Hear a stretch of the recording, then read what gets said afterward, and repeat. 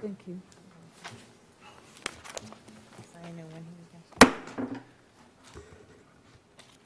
I'd like to call this meeting of the Plaquemines Parish Council, serving as the sole governing authority for the Plaquemines Port Harbor and Terminal District, to order at 5:13 p.m. Thank you all very much for bearing with us while we dealt with our technical issues. Really appreciate it. The machine is open for roll call.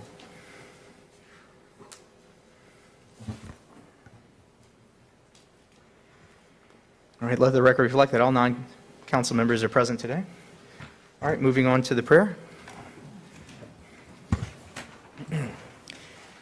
We take this moment to acknowledge Almighty God and thank Him for our bountiful blessings, especially the parish's natural resources. We give thanks to God for our brave and courageous men and women in our military who daily risk their lives to protect our precious freedom, and we pray for our world leaders to know how to obtain world peace. We pray that this government body, comprised of both council and administration, will always serve our parish with honesty, humility, and equality to all, and for the wisdom to know right from wrong and the courage to do that which is right. And as this government body gathers here today, we pray that we will be spared from all harm and destruction this hurricane season. Amen. Amen. All right. After me. I pledge allegiance to the flag of the United States of America and to the republic for which it stands, one nation, under God, indivisible, with liberty and justice for all.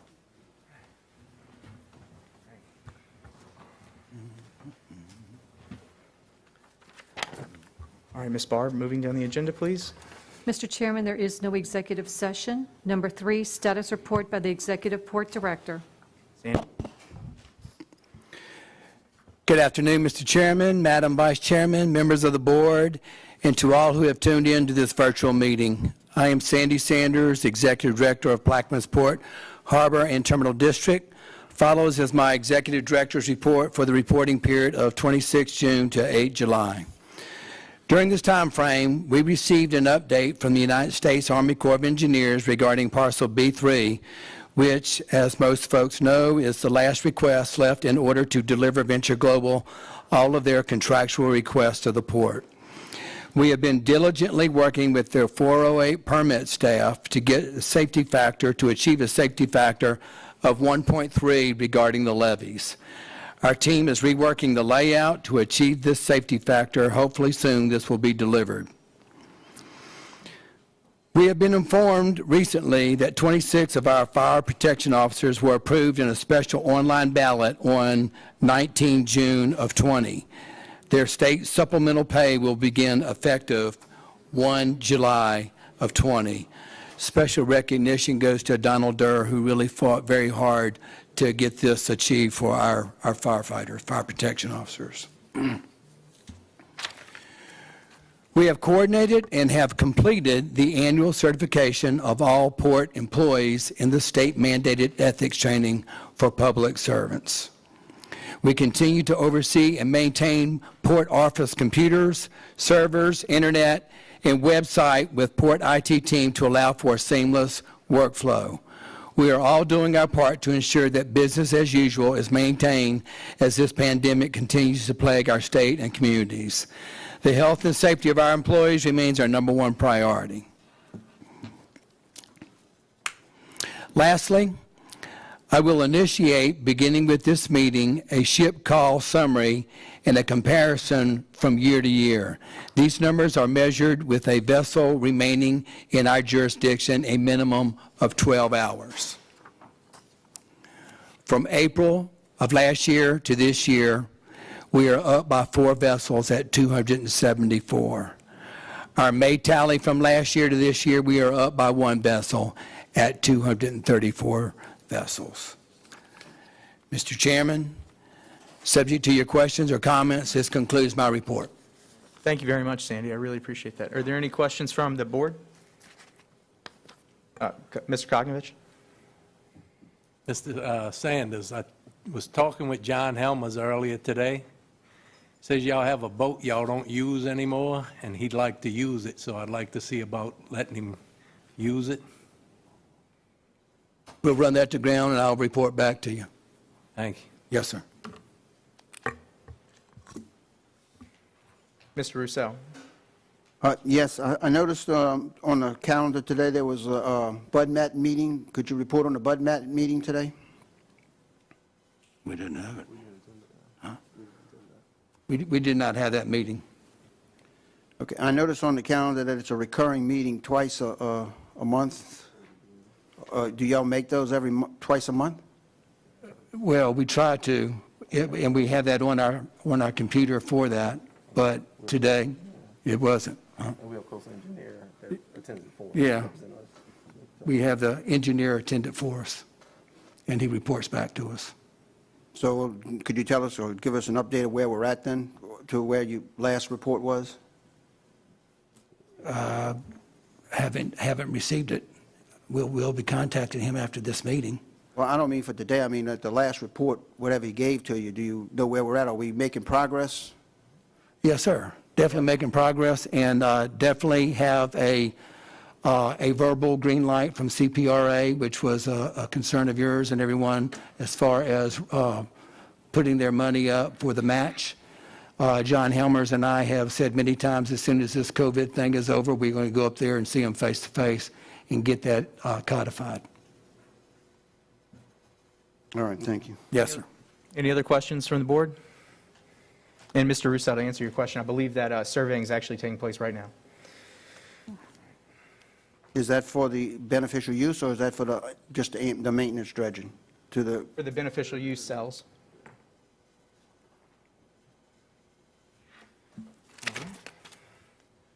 All right, moving down the agenda, please.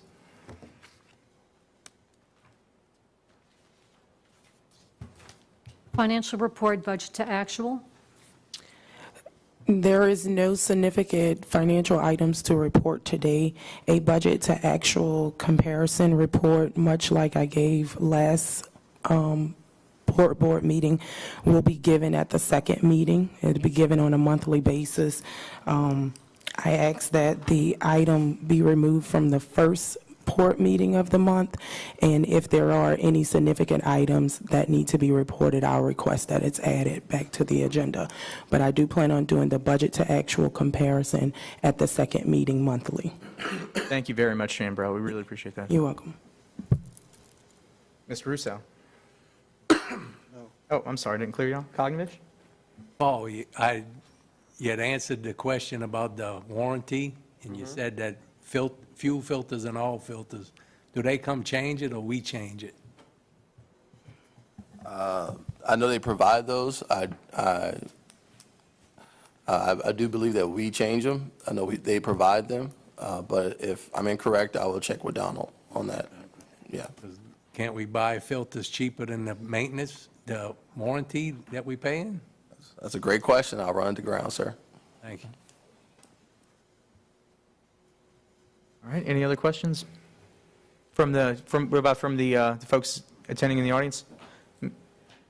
Tracy Riley?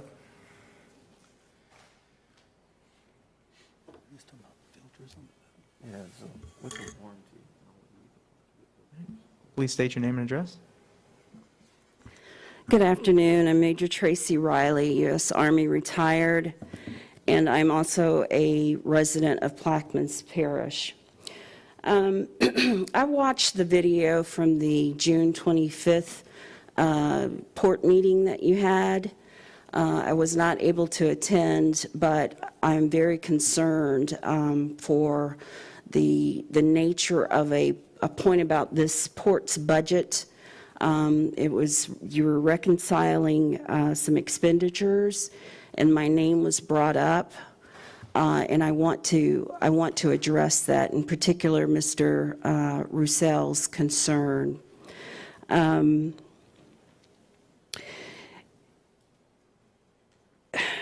issue concerning the participation in the luncheon, January 2020, I was present for that luncheon. And Mr. Roussel had some questions about contractors being allowed to have access and have conversations about upcoming solicitations. It was a question about whether or not it was fair for other contractors. I want to say first off that I'm standing in front of you today as not as a lobbyist, but as a member of this community who is also a member of a network of Black-owned businesses who are extremely eager to participate in the development of this port, first and foremost. I'm not paid to be here. I am someone who tracks this particular project very closely, and the group, the collaborative, it was misstated as the collaborators. It is not. The name of the organization is the Collaborative. In December of 2016, Governor John Bel Edwards traveled to Plaquemines Parish and announced that LNG had come into an agreement with this port to develop, at that time, it was an $8 billion development. And he made the commitment to the community, the residents, that we would have the opportunity to participate and work on this particular project as a priority. And since December 2016, I, newly retired Army veteran, have been very interested in getting involved in that type of work, to the point that I've gone out and learned about other veterans who are business owners and other, in general, Black-owned businesses who have been systemically left out of participating in these types of contracts. And so I have contacted through emails, through telephone calls, and through office visits the port to introduce myself and organizations such as the Collaborative to make sure that the port knows that we are out here and we are interested in being a part of those projects, as the governor committed that he would make sure that we are included in.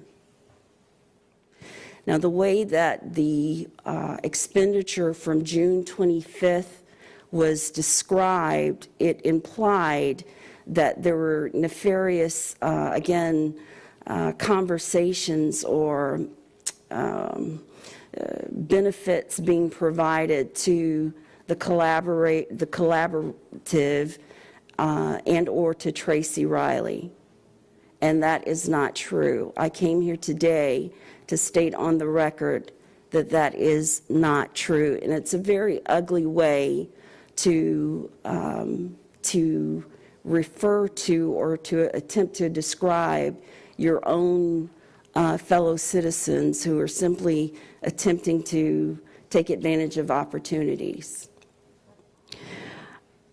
I want to also remind you that on June the 11th, the organizers for the I Can't Breathe protest came and invited the council to work with the community to make sure that these many instances of racism that are happening in the parish, you were invited to walk with us, to meet with us, so that you can learn for yourself how we as residents, citizens, are affected by racism in this parish.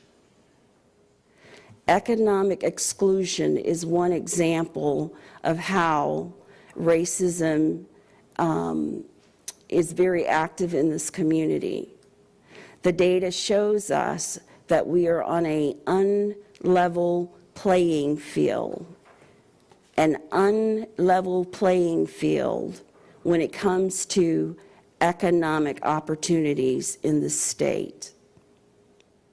There was a resolution presented by Councilmember LaFrance, and it was passed unanimously on June 11th, that the council would commit to doing what it could to work with all the citizens of the parish in the way of making sure that African Americans would not have to continue to experience racism in this parish.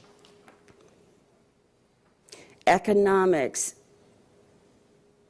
in the way that we are excluded from these opportunities, is one such example. And when we make attempts to introduce ourselves and work with port managers such as Mr. Sanders and Mr. Matthews, who have responded very well to inquiries about the details of the port. They've asked us to come in whenever I call for a meeting. They honor it. And on that day, we happen to meet with other business networks in a lunch setting. And I just think that it's disingenuous to have a resolution to say that you're going to commit to work with the residents, all of us, and then when attempts are made, create a narrative that perhaps African Americans or people such as myself are given unfair access. No, we are simply attempting to work with you all so that we can have access to these opportunities. And please do not take those attempts to work with you and create a false narrative that something nefarious is going on. That's not fair.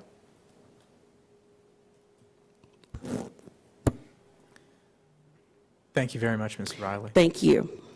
That's all I had. Mr. Valley?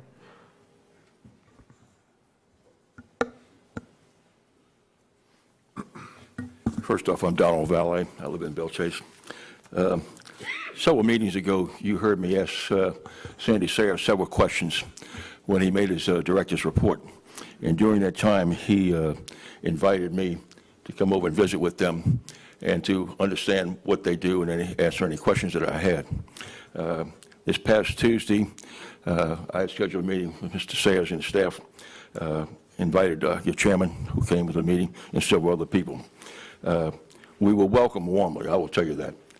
They opened the doors to us. They answered any question that we really had. They asked it more than I thought we would get from them. We were brought through the questions that I asked with some of the projects that they have online, what the status of them were, and where they were, and what's going to happen, when, where, and how, that all the citizens, and you all have asked as well. Some of the stuff couldn't be answered because a lot of it's confidential, and I appreciate having gone through contract negotiations. But in reality, you all are going to have to get some update. I made some recommendations to them as to reporting to you all and to the public in general and how often they ought to do it and to bring you up to date on status of these things. A lot of this stuff has been laying around for a long time. It's just like the permitting from the Corps for the premium for the levy. I can tell you, I know the problems with the Corps.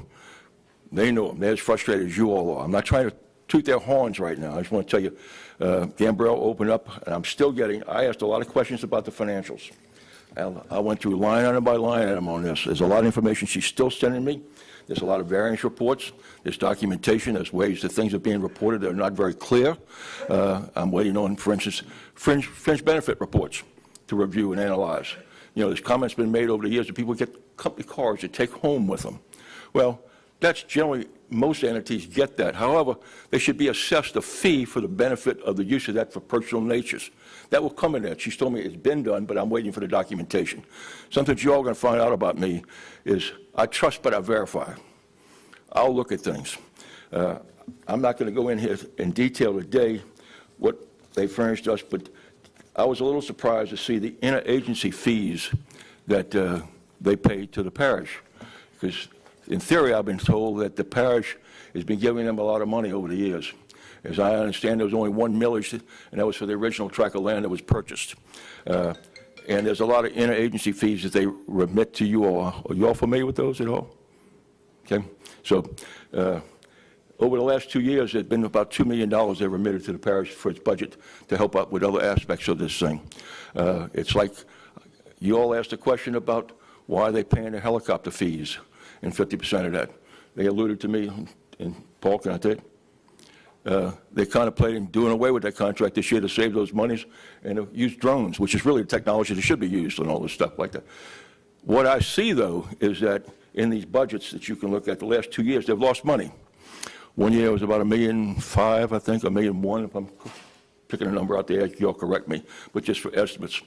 What I'm concerned about, and I haven't gone through the numbers in detail, they're losing money every 2 years and using capital to cover those losses. They're top-heavy in their salaries. They've got very optimistic roles of where they're going and what they want to do in it. And my opinion, they act like a large metropolitan port. We're not. We're not a big port. You know, we got a lot of things, and we got to fight against three big ports. There's a lot of fees in here. There's some potential conflicts of interest things that I see in here, one of which is with Dale Benoit. You're paying $40,000 a year. He's the guy that reports to you. That's a conflict of interest. And if somebody ought to wake up to that and cut some of these things out. There's a lot of expenditures going on that you all may not have the time to look at, but I do. That's my business. I look at numbers, in detailed numbers. I think they're doing a pretty good job over there. If I was running the place and sitting on your board right now, I'd freeze salaries, I would freeze hiring, I would freeze expenditures and cut off this thing until you get a grip on where everything's going. The problem with this is that the port people, and no reflection, you all do it right in that respect, they hold themselves out to be a separate entity. But yet everybody in this parish believes they're a department of the parish, another agency of the parish. Legally, they're not, okay, by virtue of the nature of what you all created with this thing. But the parish does not benefit in any way whatsoever from the port at this time until there's future development down the road and the amount of expenditures that you have to do. All that's on the come. The deal with the global venture thing, I don't think anybody can put a thumb on it and say it's going to happen, this is when it's going to happen, and how. It's not. They got $4 million in their reserves, and I don't know if you know they're talking about going out and buying more land. Probably rightfully so, but I don't know if it's the right time. But that's up to you all as the decision makers to determine policy for what goes on. And I really think more in-depth stuff should be done. One of the things that I've suggested to Sandy and also to your chair is that I think you guys ought to meet once a month. Y'all, there's really nothing occurs in this thing that's going to occur in the next 12 to 18 months that you can't do on a monthly basis. Y'all spend hours here and then go into your next meeting for hours. I suggest you only have it once a month and you have it up here and skip the one that's down the road. Let Sandy furnish to you all a 12-month summary of what's going to happen and when the critical dates are to your contracts. We suggested to him that, and Paul asked me about this, and he asked my opinions. How much time do you think this people should have before we approve a deal, a contract renewal, et cetera? I said, first off, I'd have my schedule and let everybody know when things are coming due. That you all are not surprised about what's going to happen down there on a contract basis. And that they give you all a heads up 30 days before it's going to come mature, that you have enough time to talk to them, give them your indications of what you want. And maybe you don't want to renew it, maybe you do want to renew it. But it gives you time before you get back to the corner like I've seen you before. It's got to be done that time, otherwise it's going to walk away and we don't have time to look for somebody else. So you're getting back to the corner. There's a lot of little things that I've seen from my management tools that, and look, they were very receptive to any of my comments. And Sandy, you can comment. You know, you wrote me a nice note thanking me and said, come on back more often. And I will. I want to see this parish and this port benefit and survive. But we got to have something come back to this port. I mean, excuse me, to the parish that the citizen can see, because frankly, most of the people I talk to and see out there, they could care less about the port. They don't know what's going on with the port. And I mean, y'all talked about an air cargo terminal at the air base over here, and that was a plan put back in 2017. And it necessitates the Peters Road Extension Bridge to make it viable, and the extension of Barrier Road. None of that's in the works right now, and it can't be by virtue, pardon the expression, what you guys, I still think you did, when you went to the state and tell them you supported that other bridge. I know you disagree with me, but that's fine. Paul and I agreed to disagree but agree and work together, same with Sandy. It was a very enjoyable meeting. One of our members that was there got a little pissed off, I'll just say, and he can come up here and tell you what his feelings were about it, that we didn't get much information. I brought our accountant with us, and we asked a lot of questions. There's a lot more information that we need to make any kind of really in-detail analysis and give you all any kind of ideas that we think. But when I look at the amount of money that's being spent and contracts that are out there, I have a schedule of all the contracts that's there. I look at your lobbyists that you pay $50,000, $40,000 to, and there's one other, the big, whatever it is, the Port Authority. You know, you all got to determine at some point in time when you all going to cut back a little bit and slow this thing down, because it's not happening like you all want it to happen that I see from a timing standpoint. They would love it to happen before, so would everybody, but it's just not there.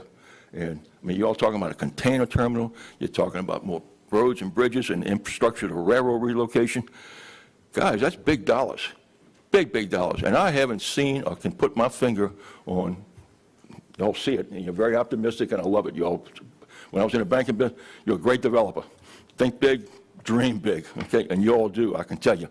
So y'all been around here a lot longer than I have looking at this. Benny, you looked at the port for a long time. Mr. Gould, you were chairman of it. You know, all you guys have been around a little bit. But it's going to take a little bit more getting involved, I think, to what's going to happen and what help you need to do this, because we have no stroke in Baton Rouge any longer. We have no stroke in lobbyists for us in Washington to help with the federal funds and the monies that we need to make this thing work. And you got competition right now from the St. Bernard Port. It's taking over a project that I used to, in my business, when we had Valley Dockport, they're looking at a container terminal there. You got the City of New Orleans is looking at another container terminal. They got big bucks. They got big lobbyists and a lot of people behind them. So it's a lot more involved in this thing. But I would try and control my expenses in operation.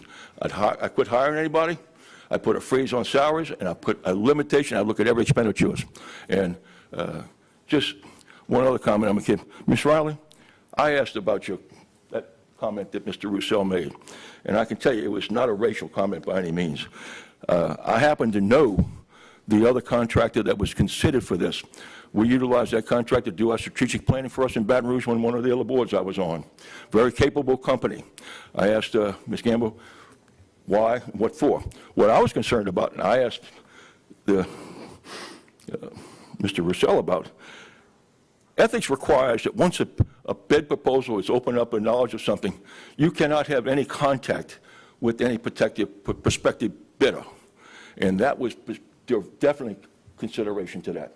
I don't know if you're familiar with all those rules and regulations, but I can tell you, I know the ethics rules backwards and forwards. And it was not a racial issue. In the years I've been in Plaquemine Parish, I got to tell you, I've never seen anybody deprived of any opportunity to do anything. And you guys, I can tell you, I've watched and looked at your contractors and stuff, you all have them deprived. If there's something available, anybody can get involved in it if you have the qualifications and the skills. But you got to be very careful right now that you all start talking about policies that you're going to impose upon developers or third-party companies that can interfere with what maybe they're doing. Plaquemine Parish has a policy now about that. I think you ought to be consistent in your purchasing with them. I think you need to be consistent with the rules and regulations you do. Nobody gets deprived of it. And I don't know that the parish has any set-asides like some of the entities do. I think you're going to back yourself in the corner when you start dealing with these big companies. So be very, very careful. I'll answer any questions anybody's got. And Sandy, if you want to make any comments. Did we bother you? We spent 3.5 hours over there with them, and they spent with us. It was very good. Mr. Solomon? I just have a comment to the recommendation made about the one meeting up here. Sir? The one meeting up here. Yes, sir. That don't apply to the charter. The one meeting will always be held at the county seat. That's in the charter, and then the only way you do that, you have to change that, but the people have to vote on that change. Does that have to be for the port as well? I know the parish council. Yeah, that's the meeting when we meet as a council. It has to be down there only one meeting a month.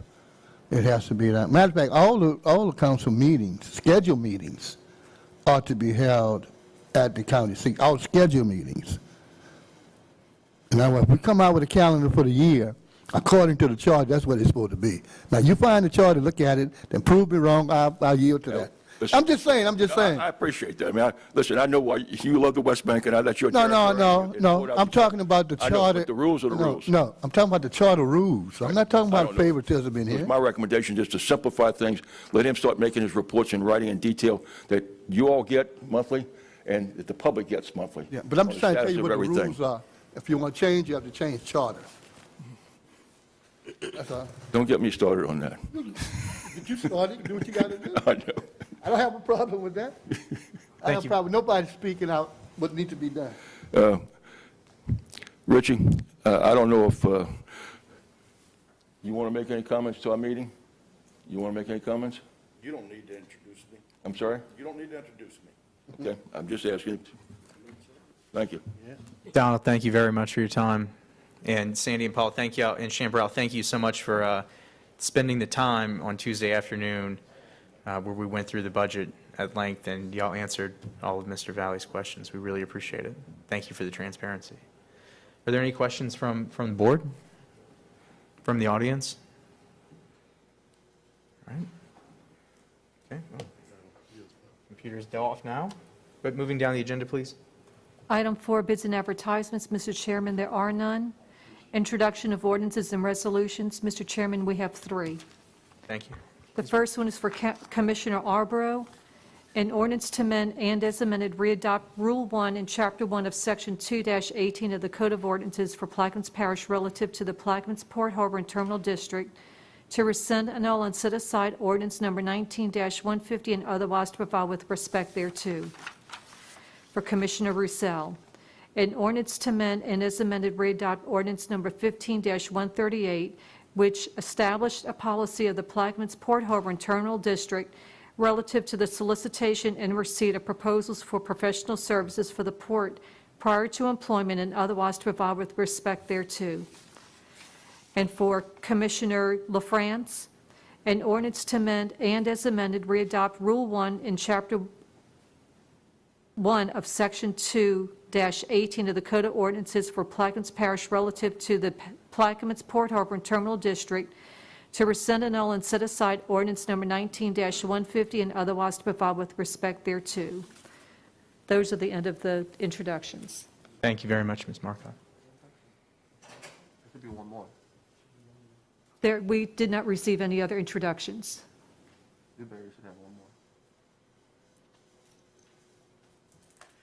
more. Thought she had it.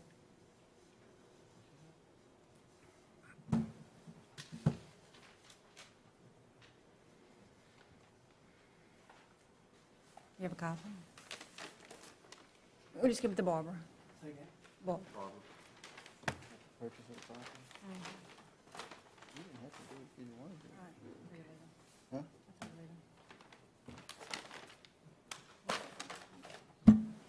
General Sanders, would you please have this email to our office in the morning? Would you please have this email to our office in the morning? For Commissioner Newberry, a resolution authorizing the Executive Director at Maynard, Sandy Sanders, to engage in Woodland Borough Pits LLC for the acquisition of a particular tract of land as described below.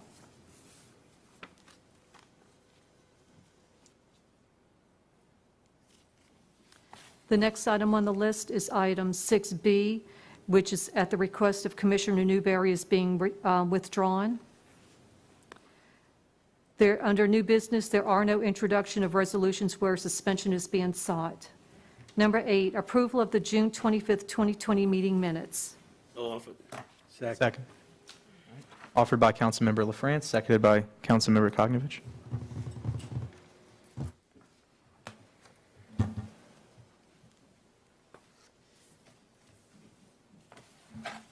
Commissioner Black? Oh, he's absent. Let the record reflect 8 yeas, 1 absent. Motion to adjourn. Second. Motion to adjourn by Councilmember Kognovich, seconded by Councilmember Arborough.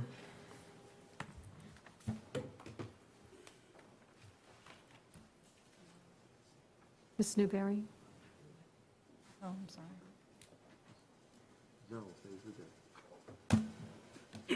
All right, and the same, 8 with 1 absent.